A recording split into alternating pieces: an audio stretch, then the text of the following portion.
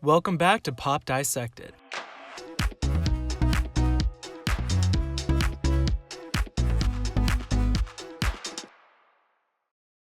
In the first part of this series, Darkness to Light, we discuss the struggles Britney Spears endured from 2004 up until the release of her widely influential record, Blackout. If you have yet to see the first part, be sure to check it out here. We examine how Britney dared to channel the darkness she endured in the 2000s with Blackout, and how she worked with her pain to create one of the most influential pop records of all time. In the second and final part of this series, we're going to pick up right where we left off. We're going to follow Britney following the release of Blackout and how her personal struggles continued into 2008. We'll then talk about how through all the pain, Britney persevered and gave us the legendary follow-up to Blackout, Circus, which helped Britney reclaim her image and her status as the princess of pop. Before we begin, be sure to drop a like, subscribe, and turn on that notification bell for more future content on all your favorite pop stars. Though Blackout would go on to be recognized for its impact down the line, the recognition wasn't immediate. We know through her struggles, Britney was still able to put out a masterful piece of work. However, those struggles would still continue following the record's release, and her image would still largely overshadow the record at the time. As with my previous video, this will not be an account of every single thing that happened, but a general overview. Just a week after the release of Blackout, Britney was taken to court after being accused of not following her mandated drug testing. Though it was argued as a pop star, she has a complicated schedule, the judge would not give Britney any leniency.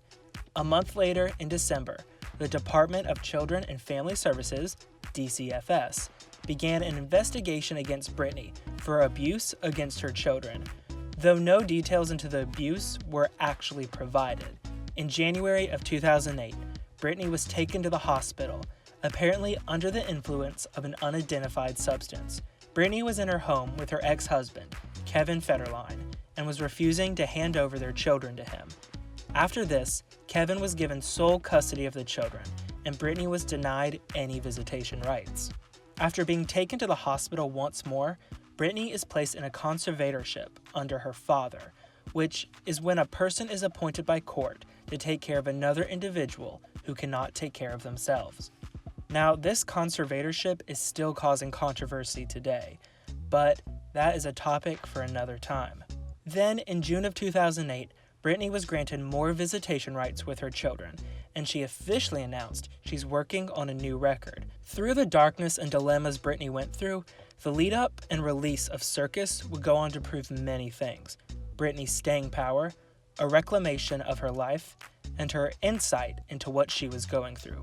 The next year would go to prove Britney cannot be defeated. Prior to the release of Circus, Britney would begin emerging back into the public eye, and it wouldn't be for the media exploiting her struggles. She guest starred on How I Met Your Mother, giving the series some of its highest ratings ever. But what most notably began to put Britney in good graces with the public, following several years of media exploitation, was the 2008 MTV Video Music Awards. After her heavily criticized 2007 VMA performance, Britney made her return to the VMAs, bigger than ever. Following an opening sketch with Jonah Hill, Britney was met with roars of applause from the audience. She would go on to secure 3 awards that night: Piece of Me winning Video of the Year, Best Female Video, and Best Pop Video. Though a year prior, Britney may have been at an all-time low and the butt of the joke for everyone, the year of 2008 proved all those who doubted her were wrong. Just 2 days after the release of Circus, which we'll get to in a moment, a documentary about Britney was put on MTV. After Britney rehired her former manager, Larry Rudolph, he helped in the process of creating the film, stating the intent was to reintroduce Britney as a person, not a tabloid fixture, and the film would go to show the side of Britney that was never expressed in headlines or media. Though professional critics may have had their mixed reviews, as they always do, the viewers had a very positive outlook. Many stated how they had so much respect for Britney's honesty in the documentary as she shared the most difficult parts of her life. Many went on to say how they loved Britney even more, and that the documentary humanized her in a way the media refused to do. With a TV appearance, sweeping up at the VMAs, and a documentary that was adored by fans and viewers, the tables turned for Britney. She wasn't captured by the media's chokehold. She wasn't being beaten down by rumors and trashy, exaggerated headlines. Everyone began to see and understand just who Britney Spears was. Which brings us to Circus, which released November 28th of 2008. Comparative to its predecessor Blackout, which debuted at number 2 on the Billboard 200 with 290,000 copies, Circus would go on to debut at number 1 on the Billboard 200 with 505,000 copies, which would make Britney the youngest woman to have 5 number 1 records. Not only that, Circus would produce the widely recognized singles Womanizer, Circus, and If You Seek Amy. Womanizer would go on to be Britney's first number 1 single since her debut, Baby One More Time. The track would also earn a Grammy nomination for Best Dance Recording. The title track peaked at number 3 on the Hot 100 and raked in 5 nominations at the 2009 VMA Awards. And the infamously delicious If You Seek Amy peaked at 19 on the Hot 100. But this is just the singles. Let's dive in and talk about the record and how it differs from Blackout. Though genre-wise they aren't that different, Circus channels a much more pop sound, as opposed to Blackout's techno-pop and urban influences. And speaking about Circus, Britney notes the tonal shift between the two records. She comments how Blackout was very much darker and reflected the dark period of her life when making that record, whereas Circus is much lighter and more playful. Though it can be easy to infer the title of Circus refers to the literal media circus Britney was engulfed in prior to the record, she actually states her affinity for actual circuses. And in this, we get a sense of what Britney wanted to accomplish with this record. If Blackout was a dark, seedy middle finger to all those who berated her and was about living life on her own terms, then Circus would be a light, fun adventure where Britney wanted all of us to hang on to the edge of our seats and enjoy the ride. Though met with positive reviews, comparisons amongst Blackout overtook many of them, which is inevitable when you release back-to-back records. But nonetheless, despite the comparisons, which generally favored Blackout, Circus was still seen as a successful, fun comeback. But many debate, is Circus truly a comeback? I mean, did Britney even go anywhere? I think we sometimes associate the word comeback with meaning the artist must have had a huge decline or fallen off. That's the only way to have a comeback, right? Well, I think it's just one way, but how I see it, Circus was a career and personal comeback for Britney. And it may seem like I'm just reiterating what I previously stated, so let's explain it some. Leading up to, and even during and after Blackout, Britney was plagued with media scrutiny around the clock. She became an object of the media, who had a field day exploiting her personal struggles and debasing them to present her as some crazed mother who shouldn't have kids.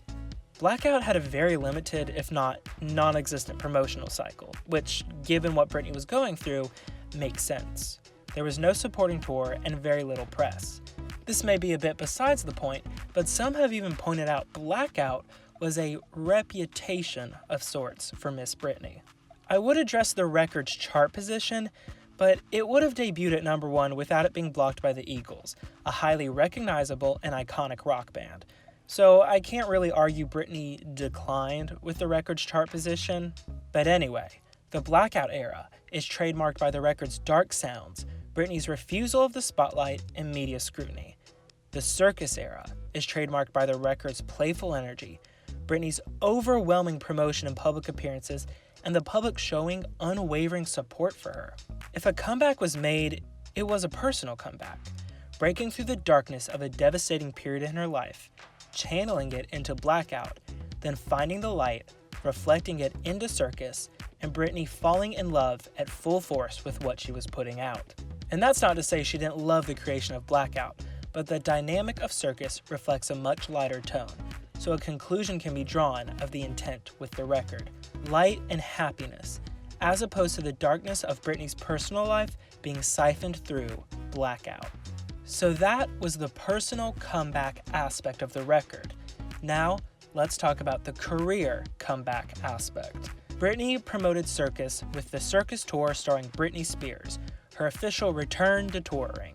It was the 19th highest grossing tour of the 2000s, and the 6th highest grossing by a female artist, Britney being 6th out of 6. But if adjusted for inflation, it becomes the second highest grossing tour of the 2000s, and the highest by a female artist. It is also Britney's highest grossing tour. The Circus era also raked in around 76 award nominations, the most since her Oops, I Did It Again era. Though the Circus era would be the last time Britney would bring in that many award nominations.